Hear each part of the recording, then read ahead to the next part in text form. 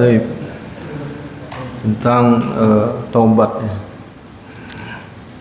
Bahwa kullu ibni Adam khata wa khairul khata tawabuna. Setiap anak cucu Adam berbuat kesalahan. Dan sebaik-baik kalian adalah yang mohon ampun kepada Allah Subhanahu wa taala setelah dia berbuat kesalahan. Dosa. Nah, dosa itu ada dosa besar dan dosa kecil.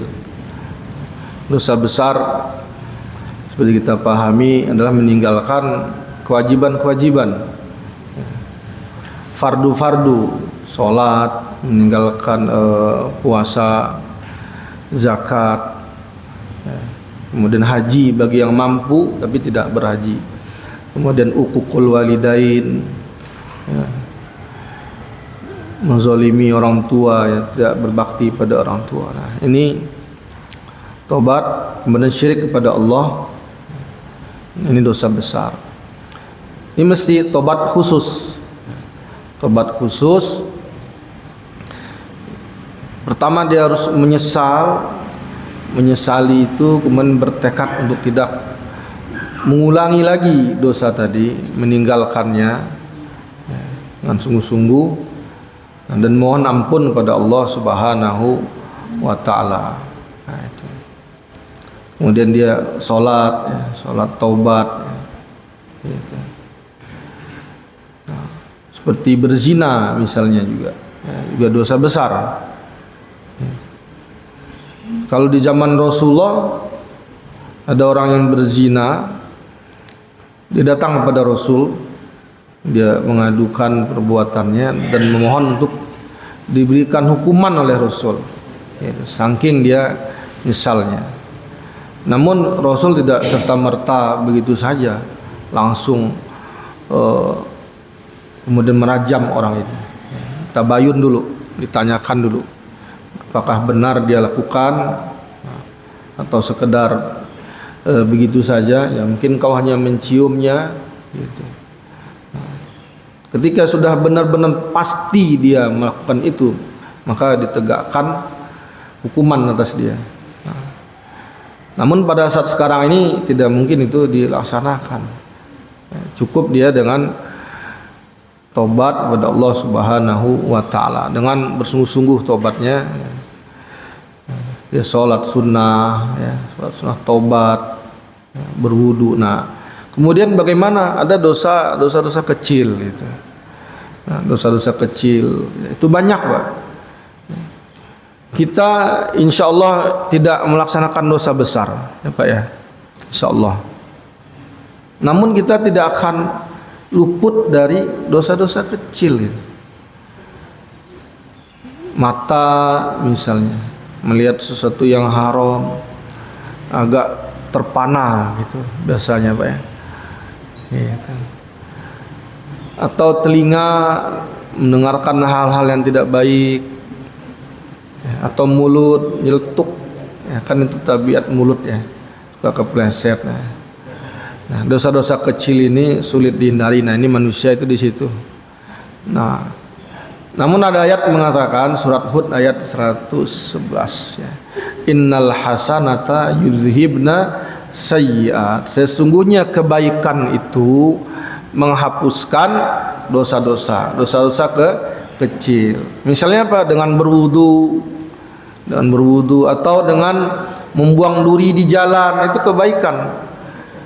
Dengan membuang duri di jalan atau bersedekah 1.000 rupiah, 2.000 rupiah, 3.000, 5.000. Nah, itu semuanya menghapus kesalahan-kesalahan kita. Ya. Jadi dengan kita sholat sunnah 2 rakaat, nah, itu juga menghapus dosa-dosa kita. Nah, namun ada dosa yang terkait dengan hak orang lain. Nah, misalnya kita pernah memfitnah orang lain, membuka aib orang lain, ya, sehingga orang tadi malu terbuka aibnya. Ya. Nah, ini mesti datangin orang itu, bahwa yang pertama mohon maaf kepada dia. Mohon maaf dulu itu sebenarnya yang nyebarin berita itu, yang fitnah kamu yang pertama itu saya. Nah, itu harus minta keridhoannya gitu. Atau kalau terkait dengan hutang piutang,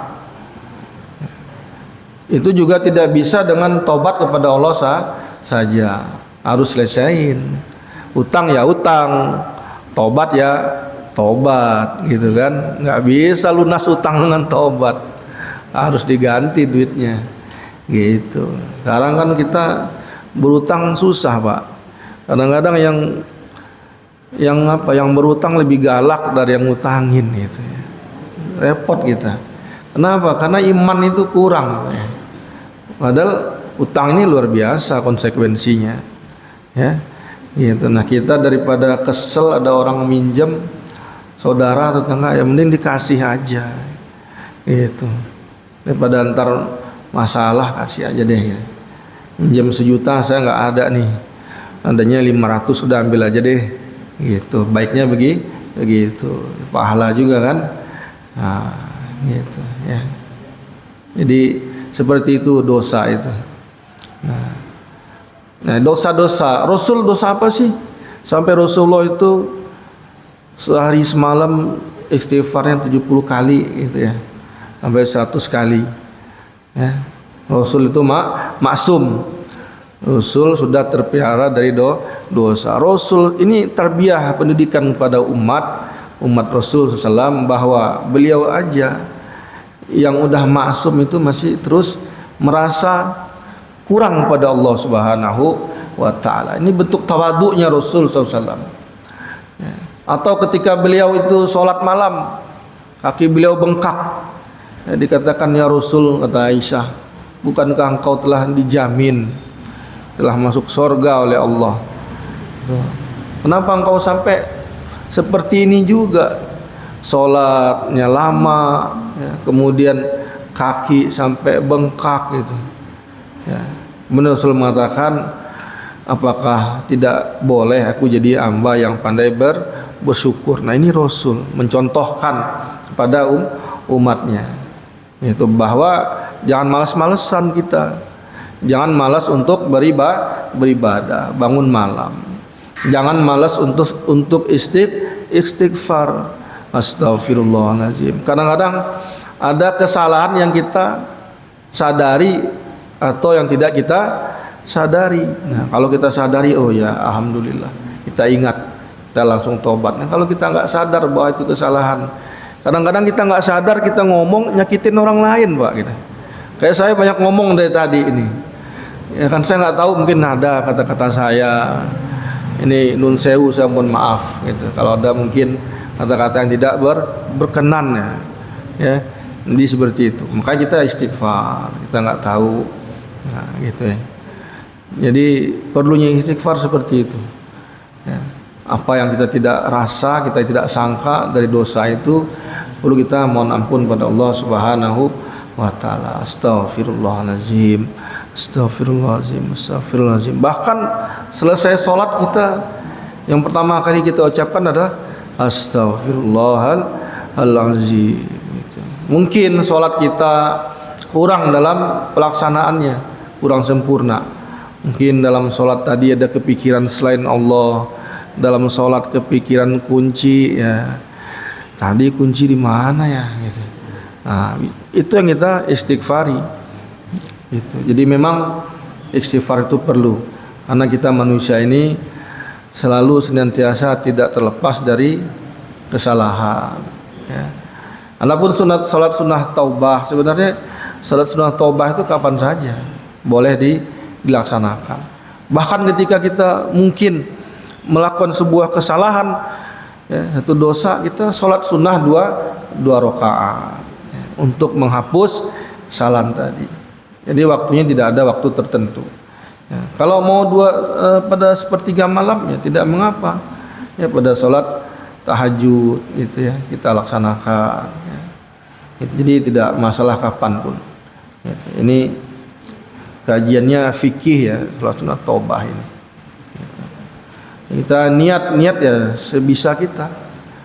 Tidak bisa dengan bahasa Arab ya, bahasa Indonesia, saya sholat sunnah tobat. Allahu Akbar, saya sholat sunnah tobat. Kalau bisa usolli sunatan tobati rokataini, aku sengaja sholat sunnah tobat 2 rakaat lillahi ta'ala. Sholatnya sama seperti sholat biasa. Sholat yang tidak sama dengan sholat biasa itu sholat apa Pak? Sholat kusyuf, ya, gerhana. Itu yang agak berbeda pelaksanaannya. Sholat tasbih gitu. Ya, sholat apa lagi Pak? Sholat id juga beda kan? Angkat tangannya 7 kali dulu baru sholatnya. Nah, sholat jenazah tidak sujud itu. Ada orang nyimamin sholat jenazah Pak, sujud ya, ruku. Kata dia gitu, kok sujud? Katanya jenazahnya dosanya kebanyakan. Ada terjadi itu Pak, ngeles gitu, ngeles. Salah, cuman akan membela pendapat dia, kata jenazahnya kebanyakan dosa. Ya Allah. Nah gitu ya. Jadi sholatnya sama gitu.